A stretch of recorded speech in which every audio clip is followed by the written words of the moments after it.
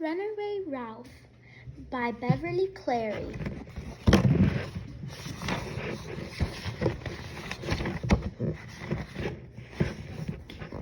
Chapter 1. Ralph hears a distant bugle.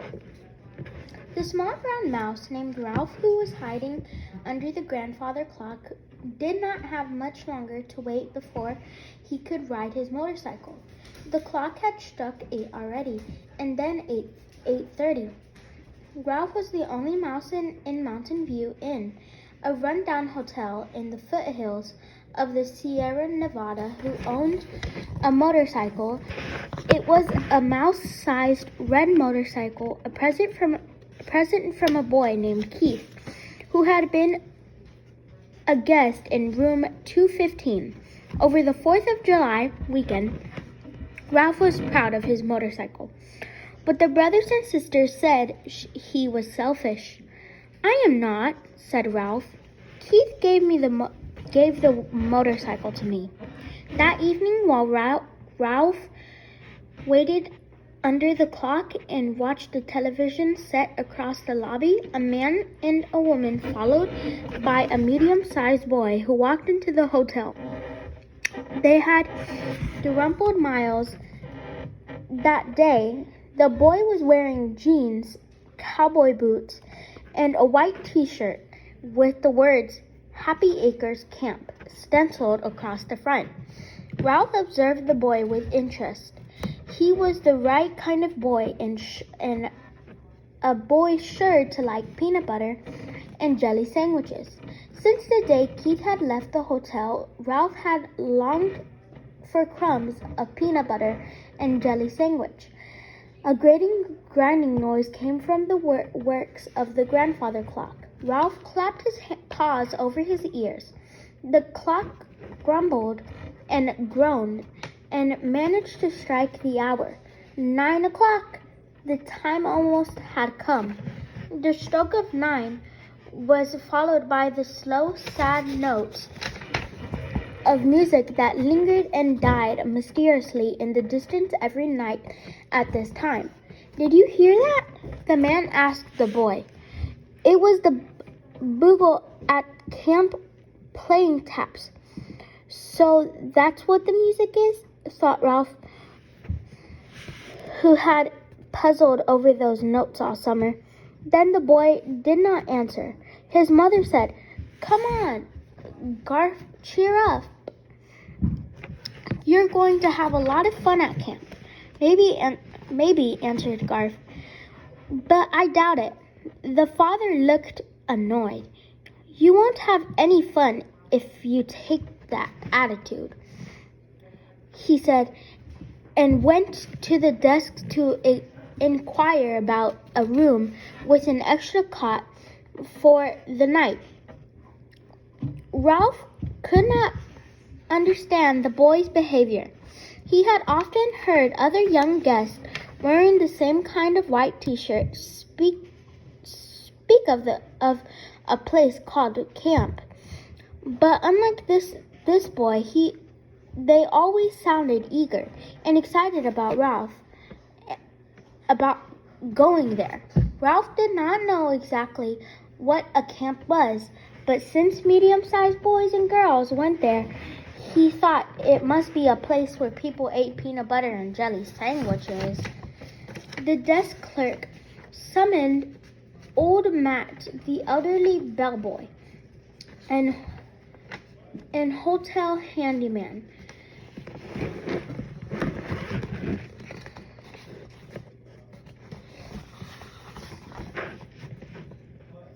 To show the family to their room. As Matt picked up their suitcases and led the way to the elevator, he said to Garth, "Well, young fellow, what are you going to have for breakfast tomorrow? Apple pie or chocolate cake?"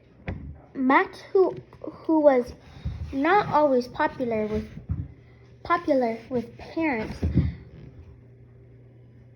was always liked by children. The boy smiled faintly at Matt's joke as he followed the old man into the elevator. What that boy needs is a peanut butter and jelly sandwich, thought Ralph. When Matt returned to the lobby, Ralph watched him go out onto the hotel porch, where he stood for a few minutes among the empty rocking chairs for his nightly look at the stars before he retired for the night. The night clerk, a college student hired for the summer, came on duty and settled down on a couch to read a thick book. Ralph's time almost had come. Sure enough, the clerk had a few pages, and then lie down on the couch with the book face down on his chest and closed his eyes. Ralph was free for the night. He darted under the television set where he had hidden his motorcycle and the crash helmet that Keith had made from half a ping pong ball lined with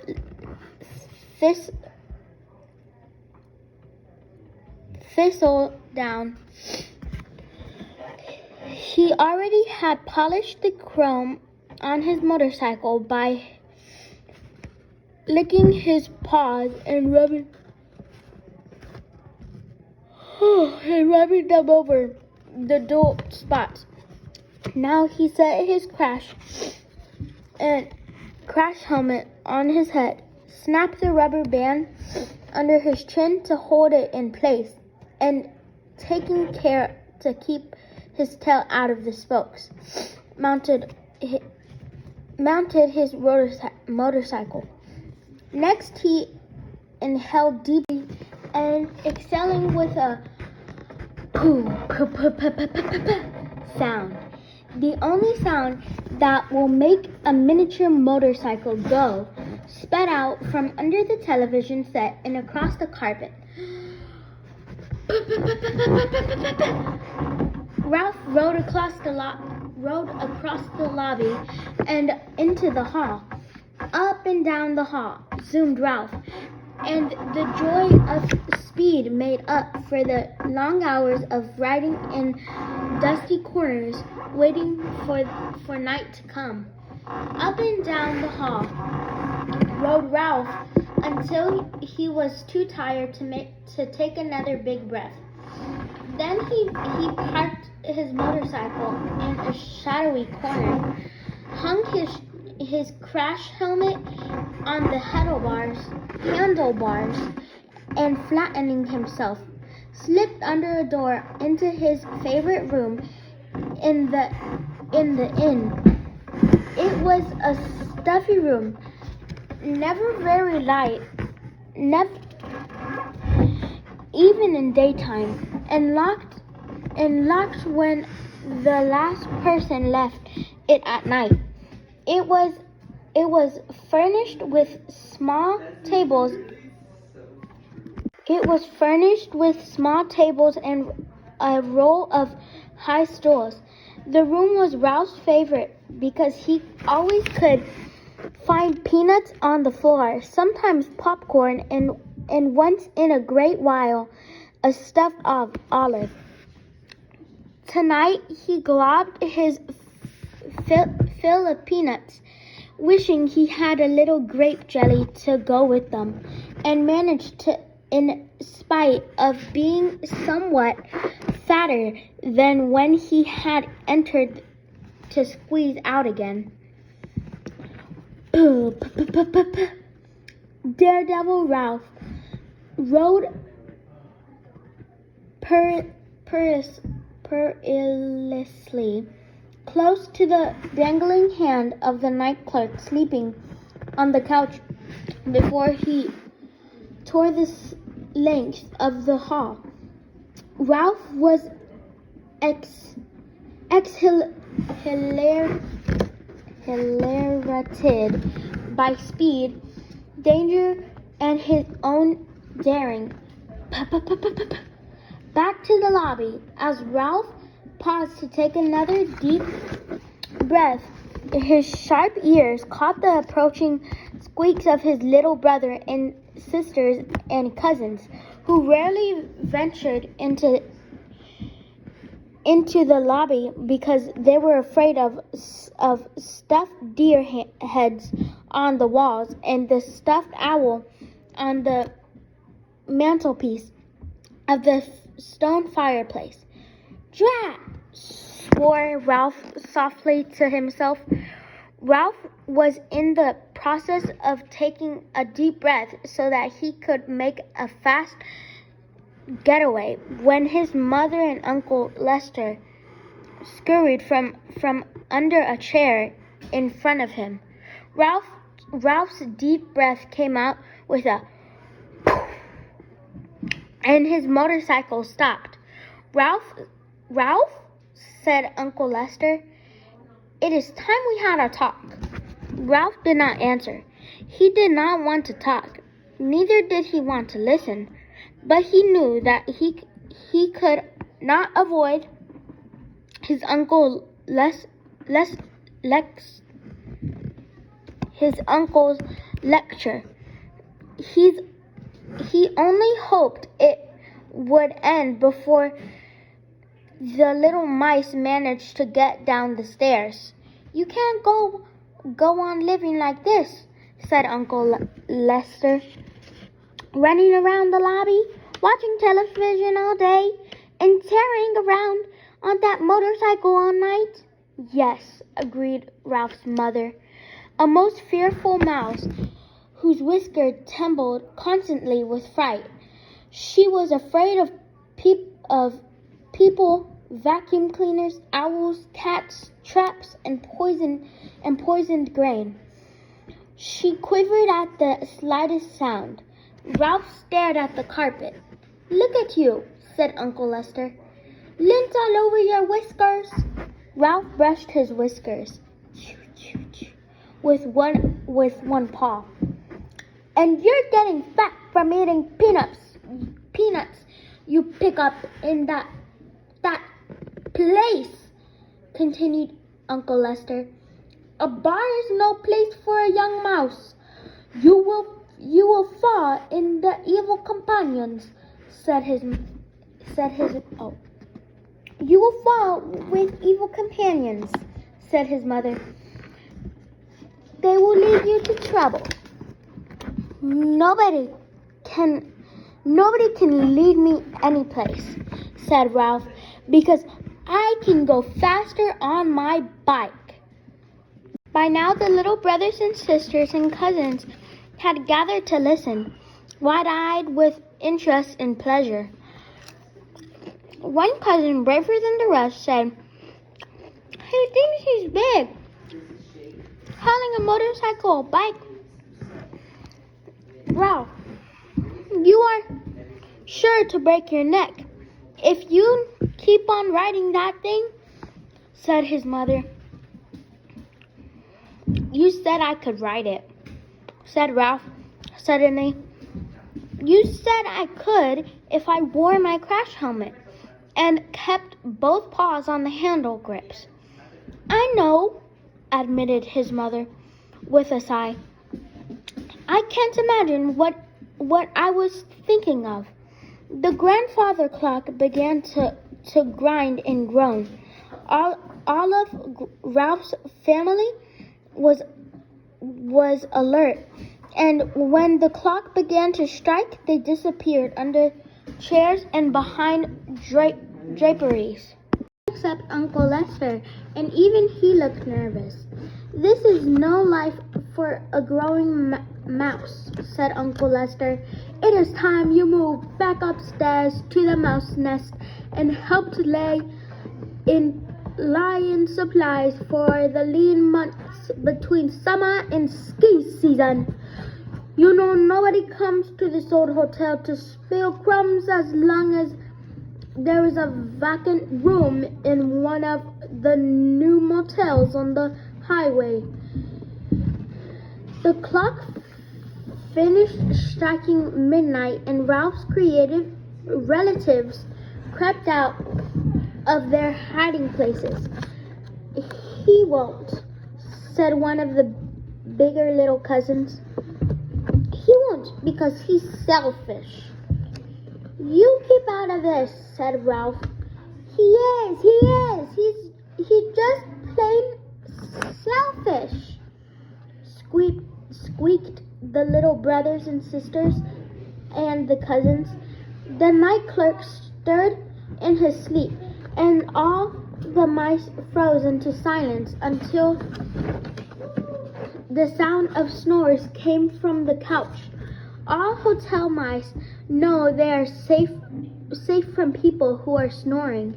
The argument continued. He keeps everything for himself, complained a little brother. That's right, agreed Mother. He never gives any of us a ride on his motorcycle. Now, Ralph, said his mother, it wouldn't hurt you to give the little mice a ride once in a while. I thought you said motorcycle riding was dangerous. Ralph reminded his mother. That's no way to talk to your mother, said Uncle Lester. You don't have to speed. You can push your young relatives up and down the hall. Push them, squeaked Ralph in horror. Push the little mice up and down the hall on his beautiful motorcycle with its plastic seat and its pair of shining chromium mufflers? What a shocking idea! A motorcycle was not a kiddie car. Now, Ralph, sharing your motorcycle won't hurt you one bit, said his mother. Don't look so sulky. Me first, said the little mice, pushing and shoving. Ralph, get that look off your face. Uncle Lester looked so stern that Ralph knew there was no way out. Even the girls, he asked. Of course, said his mother. Quiet, children, or you will wake up the night clerk. Ralph wished the little mice would wake up the night clerk so he could have an excuse for hiding his motorcycle. However, his young relatives, who were in Ralph's opinion a fearful bunch, were silenced, and there was nothing for Ralph to do but boost the nearest little one up onto the seat of his motorcycle. Gimme that crash helmet, demanded the passenger. What are you waiting for? Asked Uncle Lester. Let him wear it. Ralph removed his treasured helmet, placed it on the head of his small passenger, and wheeled the odd little mouse down the hall and back. More! Demanded the passenger. You had your turn, Ralph spoke shortly as he looked with distaste at his young relatives scrambling all over one another in their eagerness to be next. There were so many of them. Pushing them up and down the hall would take him all night. Come on, he said crossly to his nearest cousin as he clapped the crash helmet on his head and boosted him on the plastic seat. Let's get it over with. Faster! Demanded the cousin. I want to go faster! You be quiet, said Ralph. You want a ride? You're getting it. Ralph soon found that pushing the motorcycle along the bare floor at the edge of the hall was easier than pushing it through the carpet. Up and down the hall he trudged with one little mouse after another. while he longed to be riding off into the kitchen where the linoleum made the best speedway in the hotel. Up and down the hall plodded Ralph with brothers, sisters, cousins. He grew more and more rebellious as the stars outside the hotel grew dim above the pine trees. The motorcycle was his. It was given to him by a boy to ride, not to use as a kiddie car. For a lot of wiggly, squirmy little mice, a motorcycle was not a toy. Why couldn't his mother and Uncle Lester understand? Because they were too old to understand. Too old and too timid. That was why. Ralph felt sorry for himself. Caught as he was between two generations of mice. Most of his own litter had died from eating poisoned grain, but put out by a particularly disagreeable cook. There was the older generation of mice, no worried about safety and being able to scrounge enough crumbs to tide them over the lean months between the summer season and the ski season. Then there was the younger generation of silly little mice who were always busy wiggling, climbing all over one another and globbing up crumbs as fast as they were brought to the mouse nest. Nobody understood Ralph, which was his whole trouble. Night was fading, and the chirp of a bird out in the pines told Ralph that the hotel was about to come to life. The night clerk soon would awaken and close his book, and cook soon would be raiding pans in the kitchen. A cousin braver than most came running down the hall where Ralph was warily pushing the motorcycle. "You aren't fair," he scolded. "You given him 3 rides and some of the others 2, and me only 1. Ralph stopped his tracks. Do you mean to stand there and tell me some of you have had more than 1 ride?" "Yes," was the answer. "And I'm going to tell Uncle Lester on you. Then you'll really catch it." Ralph was too angry to squeak. He snatched his helmet from the head of his passenger, tipped him off onto the floor, and mounted his motorcycle, while taking a deep breath.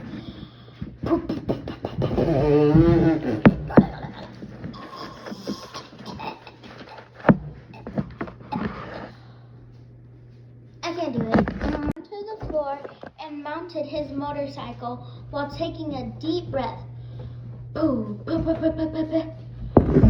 Ralph shot down the hall into the lobby.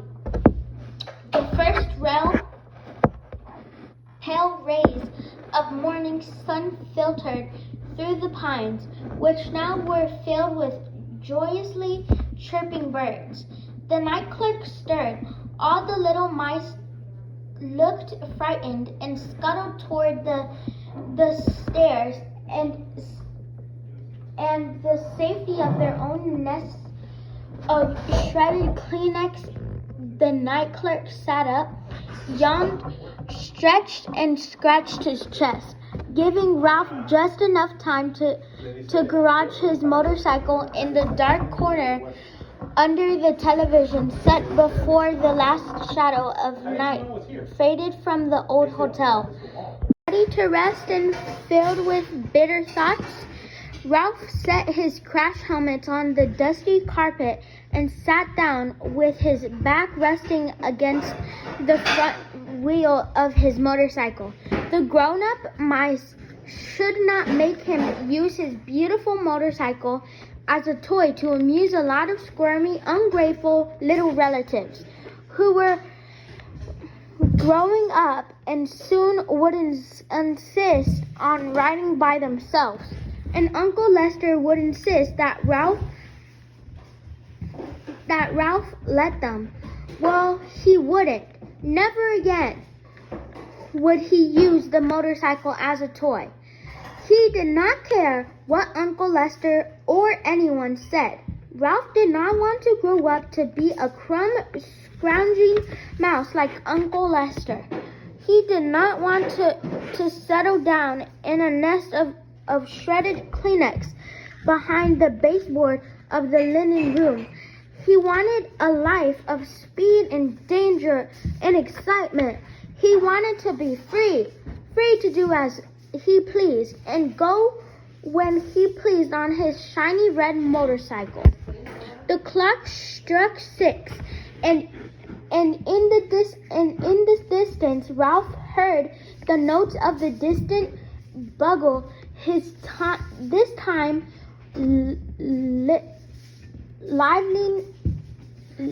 lively notes that seemed a summons to excitement and adventure. And now that he knew where the notes came from, peanut butter and jelly sandwiches, before the notes had died away, Ralph heard the laughter and shouts of medium-sized boys and girls who must be about the age of Keith, the boy who had understood mice and who had given Ralph the motorcycle. The rousing notes of the bugle and the laughter and shouting increased the feeling of rebellion within Ralph.